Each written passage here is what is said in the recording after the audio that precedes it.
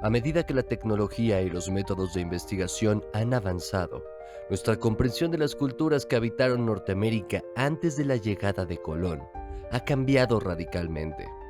Durante mucho tiempo los pueblos precolombinos que vivían en lo que hoy es Estados Unidos fueron considerados casi salvajes, simples ocupantes de la tierra. Sin embargo, la evidencia reciente muestra que esas sociedades eran mucho más complejas y sofisticadas de lo que se pensaba. Un ejemplo de estas nuevas perspectivas se encuentra en la demografía. Se creía que la población indígena crecía vigorosamente antes del contacto europeo y que el desplome posterior se debía principalmente a enfermedades traídas desde Europa. Hoy sabemos que entre 1150 y 1500, la población norteamericana disminuyó alrededor de un 30% por causas internas anteriores a la llegada de Colón. Esto plantea preguntas fascinantes. ¿Cómo era la vida en Norteamérica antes de 1492? ¿Cómo veían los europeos a los nativos cuando los encontraron? ¿Cuáles fueron los logros de estas sociedades y qué provocó su declive demográfico? Hoy exploraremos uno de los capítulos más misteriosos de la historia de América. Así era Estados Unidos antes de Colón. Bienvenidos a Oculto ante tus ojos.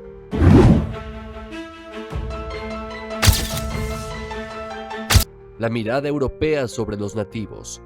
Cuando los colonos británicos llegaron a América, los nativos y los africanos eran vistos como otros, pero había una diferencia clave. Mientras los africanos eran tratados como esclavos sin derechos, los indígenas gozaban de autonomía y soberanía. Las naciones indígenas podían negociar, comerciar e incluso entrar en conflictos en igualdad de condiciones con los colonos. Tenían poder político y lo ejercían. Gran parte de lo que sabemos sobre este contacto inicial proviene de registros europeos. Exploradores, misioneros y negociadores documentaron cómo interactuaban con los pueblos indígenas. La perspectiva de los nativos sobre los colonos es mucho más difícil de reconstruir, pero los fragmentos que han sobrevivido revelan resistencia, adaptación y negociación constante ante la presión europea. Los mitos sobre la civilización precolombina. Durante siglos se ha difundido la idea de que los nativos americanos vivían en pequeñas bandas nómadas sin cultura ni organización. Esta visión ha permeado libros de texto y mitología popular, describiendo a Norteamérica como un continente casi deshabitado antes de la llegada de los europeos. La realidad es muy distinta. En la región al norte de México vivían entre 7 y 12 millones de personas, con sociedades sofisticadas y diversas. Cultivaban alimentos, domesticaban animales, desarrollaban comercio a larga distancia, construían ciudades y realizaban arquitectura monumental. También contaban con sistemas religiosos complejos y estructuras políticas que iban desde bandas familiares hasta confederaciones estatales. ¿Quiénes fueron los Anasazi? Los Anasazi, también conocidos como Sanasio, habitaron la región de las Cuatro Esquinas: suroeste de Colorado, noroeste de Nuevo México, noreste de Arizona y sureste de Utah. Construyeron viviendas en acantilados, casas familiares y grandes pueblos conectados por una red de comunicación sorprendentemente avanzada para su tiempo. Aunque su origen exacto sigue siendo debatido, se estima que surgieron alrededor del siglo XI. Fueron los precursores de varios pueblos indígenas contemporáneos y desarrollaron una cultura compleja, rica en arquitectura, comercio y organización social. El misterio de su desaparición. Entre 900 y 1150, los Anasazi vivieron su periodo de mayor esplendor cultural en un clima relativamente benigno. Sin embargo, hacia finales del siglo XI, un desastre desconocido los obligó a abandonar sus viviendas en los acantilados y migrar hacia el sur y el este, hacia los ríos Colorado y Grande. El destino de los Anasazi sigue siendo un enigma. Tradiciones orales de pueblos actuales como los Hopi y Keres sostienen que no desaparecieron, sino que se integraron con otras etnias, convirtiéndose en ancestros de los habitantes modernos de Nuevo México y Arizona. Nuevos hallazgos arqueológicos sugieren que factores como la violencia, la guerra y hasta prácticas extremas de supervivencia pudieron haber influido en su migración. Los ingenieros de Poverty Point. Hace más de 3000 años, los habitantes de Poverty Point en el norte de Luisiana desafiaban la idea de que los primeros nativos eran simples cazadores y recolectores. Excavaciones recientes muestran que estos pueblos eran hábiles ingenieros capaces de construir enormes estructuras de tierra en semanas o meses, tan resistentes que han perdurado hasta más de 3 milenios. El nivel de sofisticación técnica es impresionante, comenta el investigador T.R. Kittler. Estas obras no solo reflejan conocimiento arquitectónico, sino también organización social y capacidad de planificación. Comparadas con algunas construcciones modernas, las de Poverty Point siguen siendo un testimonio de ingenio y maestría sorprendente. El Machu Picchu de Estados Unidos. En años recientes, muchos visitantes de los parques nacionales estadounidenses han redescubierto el placer de contemplar el cielo nocturno. Uno de los lugares más destacados para esta experiencia es el Parque Histórico Nacional de la Cultura Chaco, escondido en un desierto cerca de Albuquerque, Nuevo México. En 2003, este parque recibió la designación de cielo oscuro, lo que significa que se protege la visibilidad nocturna evitando la contaminación lumínica, beneficiando tanto a astrónomos profesionales como aficionados. Entre los siglos IX y XI, los pueblos ancestrales que habitaron el Cañón del Chaco y otras zonas de la región de las Cuatro Esquinas ya levantaban sus ciudades observando el cielo. Usaban las estrellas para marcar los ciclos agrícolas y programar sus ceremonias religiosas.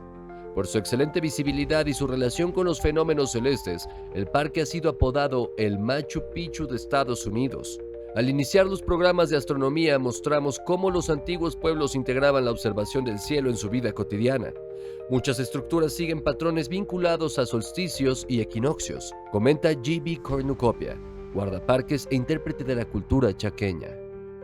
Los constructores de montículos, sociedades de hace más de 5.000 años.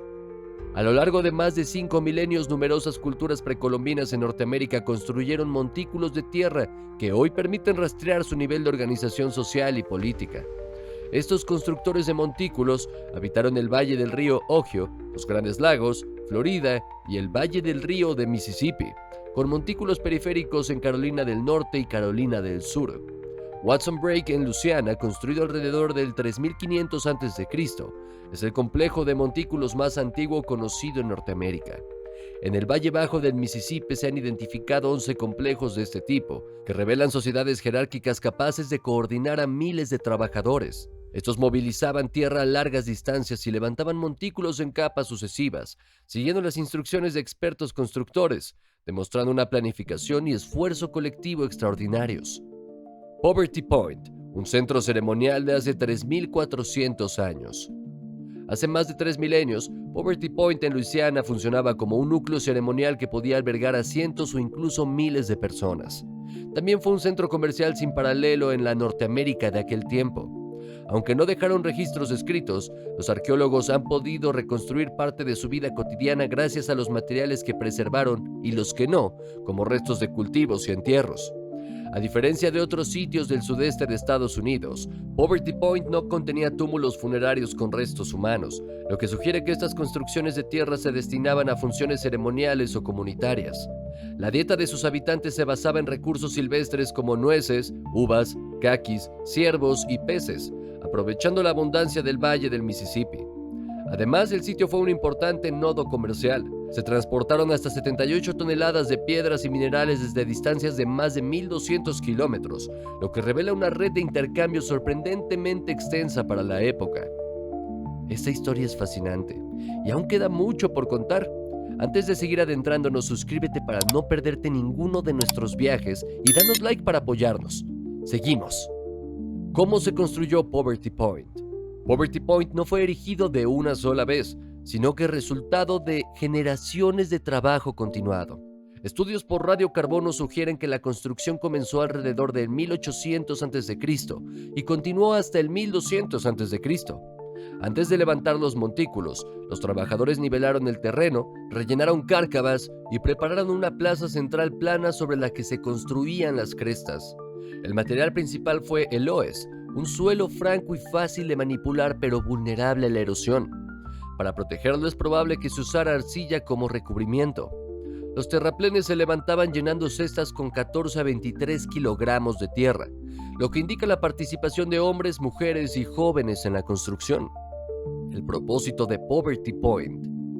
El debate sobre la función de Poverty Point continúa. Algunos arqueólogos sostienen que las crestas servían como asentamiento, apoyándose en los hoyos para postes y restos de hornos encontrados. Otros consideran que la ocupación fue ocasional para reuniones comerciales o ceremoniales, señalando que la cantidad de estructuras halladas no coincide con un asentamiento permanente. Sin embargo, la magnitud de la obra plantea otra hipótesis. El sitio tenía un significado simbólico y religioso. William Hack, quien excavó Poverty Point en los años 70, sugería que los pasillos entre las crestas tenían alineaciones astronómicas relacionadas con los solsticios. En cambio, el astrónomo Robert Purrington argumenta que las alineaciones respondían más a un patrón geométrico que a uno astronómico. Sea cual sea la interpretación, Poverty Point revela un conocimiento avanzado de ingeniería, planificación y cosmología que aún asombra a los investigadores modernos. El hallazgo inesperado. Corría la década de 1830 cuando Jacob Walter, un explorador que buscaba vetas de plomo en la tierra de Luisiana, se topó con algo que ningún mapa anunciaba. Allí, donde esperaba extraer metal, emergía en cambio la huella silenciosa de un mundo antiguo, un poblado olvidado, con colinas que no eran obra de la naturaleza sino de manos humanas. Walter, asombrado, describió en su diario un montículo colosal, tan vasto como una fortaleza enterrada en el tiempo. Décadas más tarde, otros ojos, militares, arqueólogos, estudiosos, fueron sumando piezas al enigma, hasta que la ciencia moderna terminó por confirmar lo que Jacob apenas intuyó. Aquel lugar, bautizado Poverty Point, era uno de los grandes escenarios de la prehistoria americana. La geometría secreta de la Tierra. A primera vista, el terreno parecía una llanura más, pero desde el aire, cuando la tecnología permitió elevar la mirada, apareció el diseño. 6 crestas concéntricas abiertas como un gran espiral en forma de C. Entre ellas, zanjas profundas y pasillos que cortaban la obra con precisión matemática. Nada era casual. La plaza central, de más de 17 hectáreas, se revelaba como un escenario planeado, donde postes de madera gigantescos alguna vez se alzaron como guardianes del horizonte. Aquellas curvas, invisibles desde el suelo, eran un recordatorio de que estas culturas moldeaban la tierra como si fuera arcilla, creando paisajes que aún hoy desconciertan a los arqueólogos. Los gigantes dormidos. El corazón de Poverty Point son sus montículos, colosos de tierra que aún se elevan contra el cielo. El más imponente, el montículo A, se extiende como un ave petrificada. Su silueta en forma de T recuerda tanto a un pájaro alzando las alas como a una isla sagrada, eje del universo espiritual del lugar.